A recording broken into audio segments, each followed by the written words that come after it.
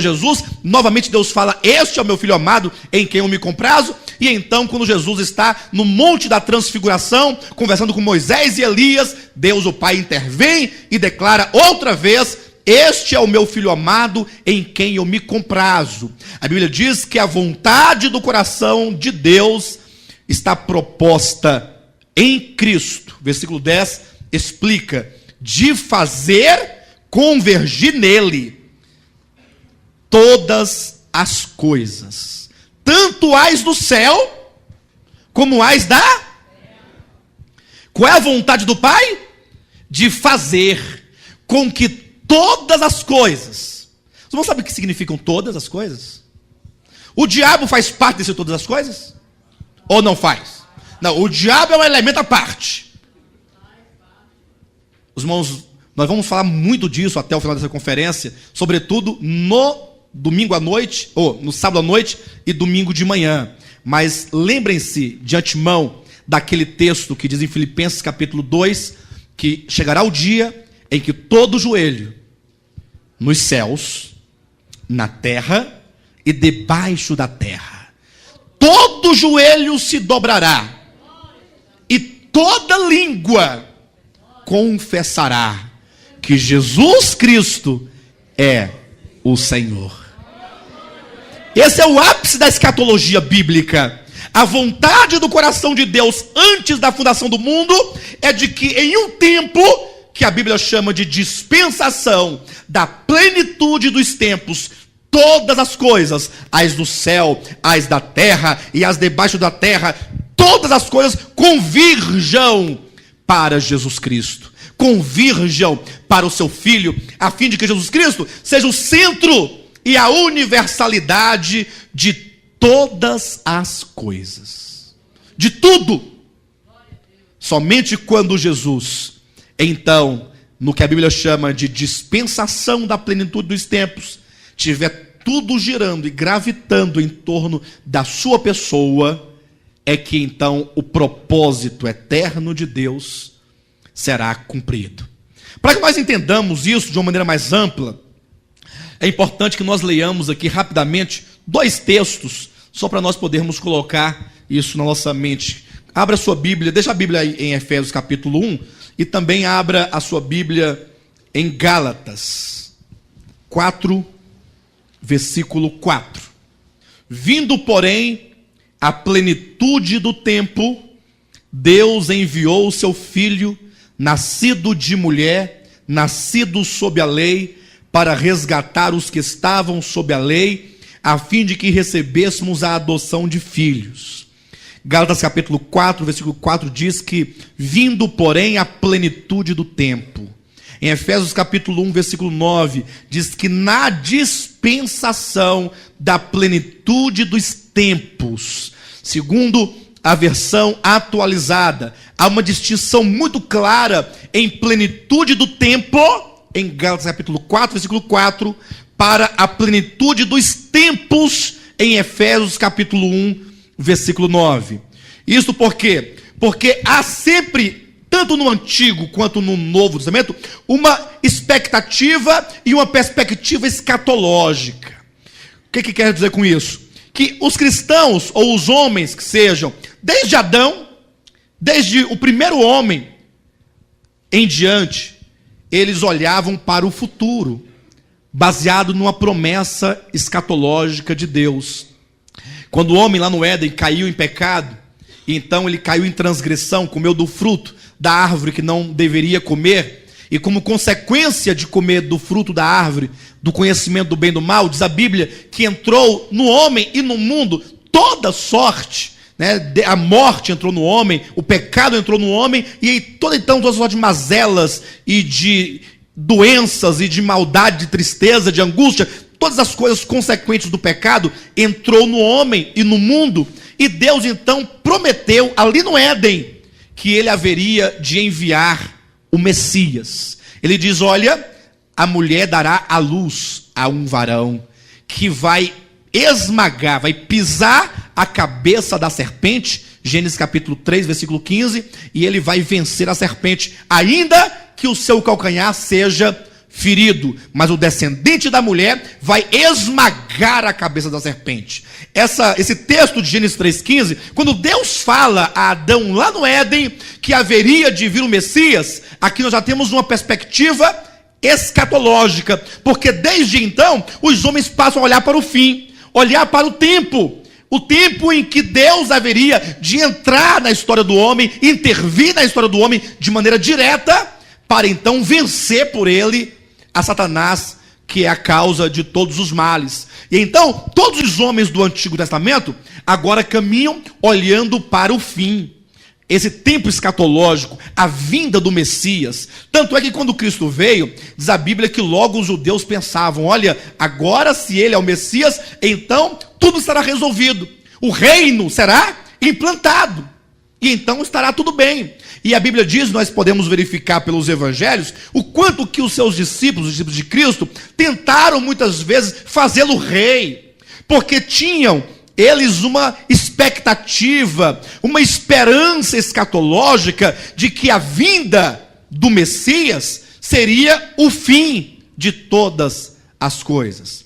E então Paulo nos fala aos Gálatas que o momento em que o Messias veio, esse momento escatológico, é chamado de a plenitude do tempo. Quando o tempo alcança um ápice, alcança uma maturidade, né, da sua própria história, alcança um clímax, Deus envia o seu Filho. A primeira vinda de Cristo já é um cumprimento escatológico.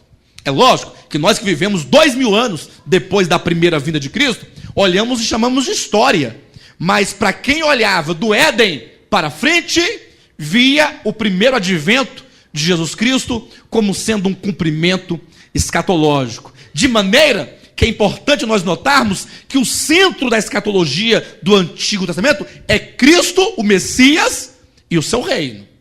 O que eles não entendiam, e isso Jesus nos explica no Evangelho de Mateus de maneira muito clara, é que o Messias, ao vir, e o seu reino, ao vir com ele, até porque João Batista abriu o caminho dizendo, olha, arrependei-vos porque é chegado o reino dos céus. Então o reino estava chegando. O que eles não podiam entender, os judeus, é que Cristo na sua primeira vinda, tanto quanto o seu reino, constituíam um grande mistério.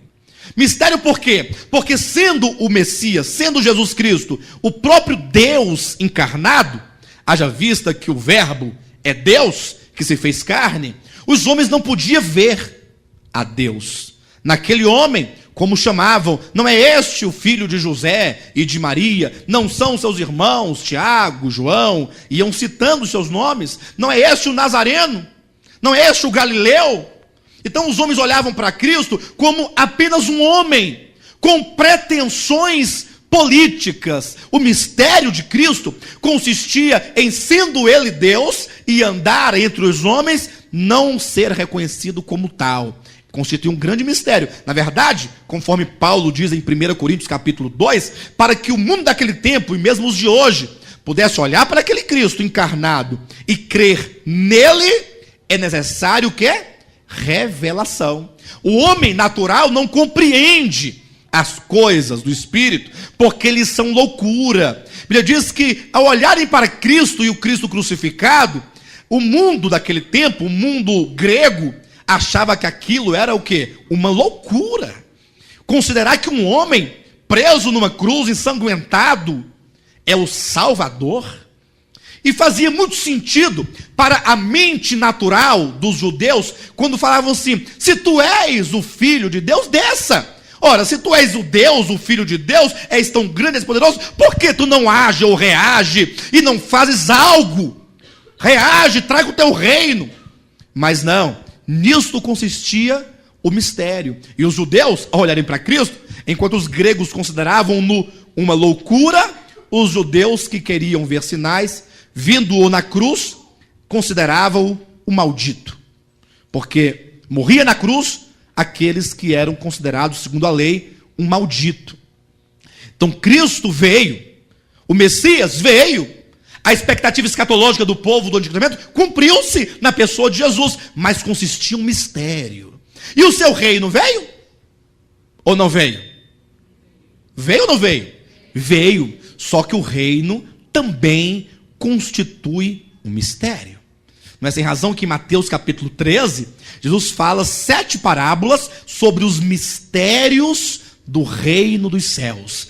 Cristo, o mistério de Deus. A igreja, como reino de Deus, é o mistério do reino dos céus. Ambos, Cristo e seu reino, constituem mistérios. Mas, entenda, há em Cristo um cumprimento escatológico para aqueles que viveram no Antigo Testamento. Agora, nós que compreendemos esta era do Novo Testamento, de Cristo em diante, uma vez que Cristo agora ele morreu, ressuscitou e ascendeu aos céus, deixando-nos também uma promessa de que ele voltaria. E portanto, desde então, todos os que vêm de Cristo para frente olham para um fim escatológico, também buscando pela fé enxergar e tocar este final em que Cristo, o Messias que veio e morreu na cruz, e o seu reino agora sejam revelados, não mais como mistério, mas que seja mostrado a todo o universo na sua essência plena. Cristo e o seu reino haverão de ser manifestados no final desta era a todo o universo. Mas é importante que os irmãos tenham isso muito claramente no coração, que Cristo é a essência, é a centralidade e é a universalidade, tanto da escatologia do Antigo Testamento, quanto do Novo Testamento. E talvez, isso é certo que não fica muito claro a princípio, então somente nós estabelecemos o que é, quais são os fatos que determinam a escatologia, mas quando nós olhamos, fazemos uma relação do livro de Gênesis com o livro do Apocalipse, porque Gênesis quer dizer o começo, Apocalipse quer dizer final? Revelação. Ora, olhe um pouco para a Bíblia, vamos pensar um pouco na Bíblia. Não vamos pensar como um livro de sorte, como quem abre, deixa eu ver o que Deus vai falar. Aí abre. Não, não é isso que ele quer falar, não. É outra coisa. Porque não foi bom o versículo, né? Aí abre outro lugar. Não. Mas vamos olhar para a Bíblia enquanto revelação de Deus. Por que o primeiro livro da Bíblia chama-se Gênesis? Gênesis quer dizer tanto princípio, quanto quer dizer semente. Gênesis, que está na palavra genealogia, que está na palavra gene, né? Os genomas constituem a vida do ser humano, as características da vida. Então Gênesis está ali como o princípio, o começo, a semente. Ora, se é o começo e se é a semente, então o livro de Gênesis apenas é um protótipo. Vocês concordam comigo?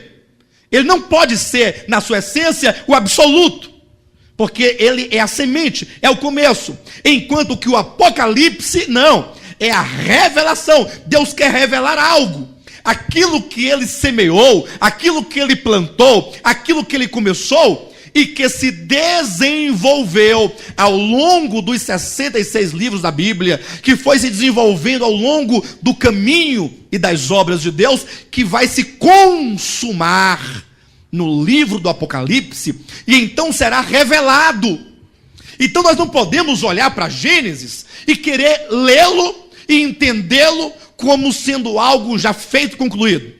Por exemplo, muitos olham para Gênesis capítulo 1 e falam, olha, está escrito que Deus criou no princípio todas as coisas e criou o homem à sua imagem e semelhança. E falou, olha, tenha o homem domínio sobre os céus, sobre a terra e sobre tudo quanto neles há. O homem, portanto, foi criado para governar. O homem, portanto, é o centro da criação de Deus. Como já disseram, o homem é a coroa da criação de Deus. E por isso Deus ama tanto este homem que tem agido e feito de tudo para ver este homem bem e feliz. Esta mensagem, ainda que tenha lugar no coração de muitos, mas isto já é a semente do que se conhece por antropocentrismo. O homem no centro de tudo. Nós não podemos olhar para